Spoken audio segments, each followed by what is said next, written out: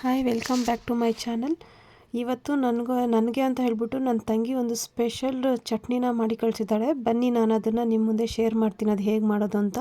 ಅದನ್ನು ಮಾಡೋದಕ್ಕೆ ನಾನು ಒಂಚೂರು ಸ್ವಲ್ಪ ಉಸ್ತಿಕಾಯಿ ಮತ್ತು ಸ್ವಲ್ಪ ಕಡಲೆಬೇಳೆ, ಉದ್ದಿನಬೇಳೆ, ಪುದೀನ, ಕೊತ್ತಂಬರಿ ಸೊಪ್ಪು, ಒಣಮೆಣ್ಸಿನ್ಕಾಯಿ, ಹಸಿರು ಮೆಣಸಿನ್ಕಾಯಿ, ಸಾಂಬಾರು ಈರುಳ್ಳಿ ಮತ್ತು ಕೊಬ್ಬರಿ ಮತ್ತು ಜೀರಿಗೆ, ಒಂದು ಸ್ವಲ್ಪ ಹುಣಸೆ ಹಣ್ಣು ತೊಗೊಂಡಿದ್ದೀನಿ, ಬೆಳ್ಳುಳ್ಳಿನ ಸ್ವಲ್ಪ ತೊಗೊಂಡಿದ್ದೀನಿ. ಫಸ್ಟ್ ಬನ್ನಿ ಹೇಗೆ ಮಾಡೋದು ಅಂತ ನೋಡೋಣ. ಫಸ್ಟು ಒಂದು ಬಾಣಲಿಗೆ ನಾವೇನೇನು ಸ್ಪೈಸಸ್ ಇದು ಮಾಡಿದ್ದೀವಲ್ಲ, ಜೀರಿಗೆ ಮತ್ತು ಸಾಂಬಾರು ಈರುಳ್ಳಿ, ಬೆಳ್ಳುಳ್ಳಿ, ಕಡಲೆಕಾಳು, ಕಡಲೆಬೇಳೆ, ಉದ್ದಿನ ಬೇಳೆ ಅಂತ ಹೇಳಿಬಿಟ್ಟು, ಸೊ ಅದನ್ನೆಲ್ಲನೂ ಎಣ್ಣೆಲಿ ಹಾಕ್ಕೊಂಡು ಇದೆಲ್ಲ ಹುರ್ಕೋಬೇಕು ನೀಟಾಗಿ. ಅದು ಸ್ವಲ್ಪ ಹಸಿ ವಾಸನೆ ಎಲ್ಲ ಹೋಗೋ ತನಕ, ಗರಿ ಗರಿ ಆಗೋ ತನಕ ಎಣ್ಣೆಲಿ ಹಾಕಿ ಚೆನ್ನಾಗಿ ಅದನ್ನು ಫ್ರೈ ಮಾಡ್ಕೊಳ್ಳಿ. ಸೊ ನೋಡಿ ಈ ಥರ. ಫಸ್ಟು ಇದನ್ನು ನಮ್ಮ ಕಡೆ ಇದನ್ನು ಉಸ್ತಿಕಾಯಿ ಅಂತ ಹೇಳ್ತೀವಿ, ನಿಮ್ಮ ಕಡೆ ಎಲ್ಲ ಈ ಕಾಯಿಗೆ ಏನಂತ ಹೇಳ್ತೀರ ಅಂತ ಹೇಳ್ಬಿಟ್ಟು ನಮ್ಮ ಕಮೆಂಟ್ ಮೂಲಕ ತಿಳಿಸಿ.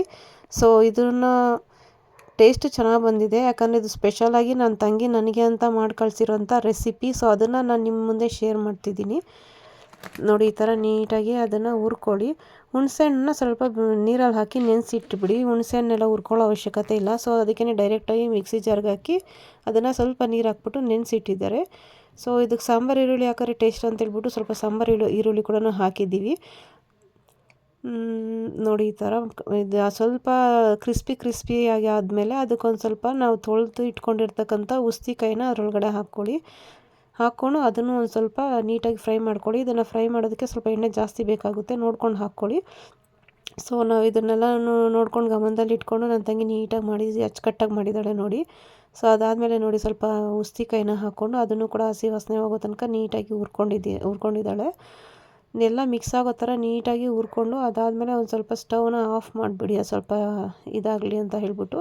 ಸೊ ಅದ್ರ ಬಿಸಿ ಮೇಲೆ ನೀವು ಸ್ವಲ್ಪ ಪುದೀನ, ಸ್ವಲ್ಪ ಕೊತ್ತಂಬರಿ ಸೊಪ್ಪನ್ನ ಹಾಕ್ಕೊಳ್ಳಿ. ಆ ಬಿಸಿಯಲ್ಲೇ ಸ್ವಲ್ಪ ಬಾಡೋಗುತ್ತೆ ಅದು. ಸೊ ಅದನ್ನು ಸ್ಟವ್ ಆನ್ ಮಾಡಿಕೊಂಡೆ ಅದನ್ನು ಬಾಡಿಸ್ಬೇಕು ಅಂತ ಅವಶ್ಯಕತೆ ಇಲ್ಲ. ಇದು ಆಲ್ರೆಡಿ ಫ್ರೈ ಮಾಡಿರ್ತೀವಲ್ಲ, ಸೊ ಆ ಬಿಸಿಗೆ ಹಾಕಿದ್ರೆ ಅದೇ ಸ್ವಲ್ಪ ಬಾಡ್ಕೊಂಡಂಗೆ ಆಗುತ್ತೆ. ಸೊ ಅದೆಲ್ಲ ಬಾಡ್ಕೊಂಡಿದ್ದಾದಮೇಲೆ ಸ್ವಲ್ಪ ಆರಕ್ಕೆ ಇಟ್ಬಿಟ್ಟು ನೀವು ಮಿಕ್ಸಿ ಜಾರ್ಗೆ ಹಾಕ್ಕೊಂಡು ರುಚಿಗೆ ತಕ್ಕಷ್ಟು ಉಪ್ಪು ಹಾಕ್ಕೋಬೇಕು. ನೀವು ಬಿಸಿ ಮೇಲೆ ಏನಾದರೂ ರುಬ್ಕೋಬೋದು ಅಥವಾ ಆರಿದ ಮೇಲೆ ಏನಾದರೂ ರುಬ್ಕೋಬೋದು.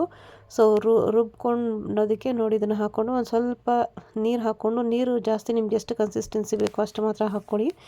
ಜಾಸ್ತಿ ಗಟ್ಟಿಯಾಗೂ ಬೇಡ, ಜಾಸ್ತಿ ನೀರಾಗೂ ಬೇಡ. ಸೊ ಹಾಕ್ಕೊಂಡು ನೋಡಿ, ಇದು ಹಸಿ ಕೊಬ್ಬರಿನ ಹಾಕ್ಕೊಂಡಿದ್ದೀನಿ. ಕೊಬ್ಬರಿನ ರುಬ್ತಾ ಇಲ್ಲ, ಮೀನ್ಸ್ ಹುರ್ಕೊಳ್ತಾ ಇಲ್ಲ. ಸೊ ಹಾಗೆಯೇ ಹಸಿದನ್ನೇ ಹಾಕ್ಕೊಂಡಿದ್ದೀನಿ.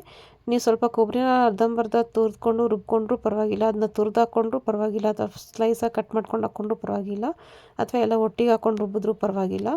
ಎಲ್ಲ ಹಾಕ್ಕೊಂಡು ನೋಡಿ, ನೀರು ಎಷ್ಟು ಬೇಕೋ ಅಷ್ಟು ಹಾಕ್ಕೊಂಡು ರುಬ್ಬಿದ್ರೆ ಒಳ್ಳೆ ಉಸ್ತಿಕಾಯಿ ಚಟ್ನಿ ರೆಡಿ ಆಗುತ್ತೆ. ಸೊ ನನ್ನ ತಂಗಿ ನನಗೋಸ್ಕರ ಸ್ಪೆಷಲ್ಲಾಗಿ ಮಾಡಿ ಕಳಿಸಿದ್ದಾಳೆ. Thank you Sangi, thank you.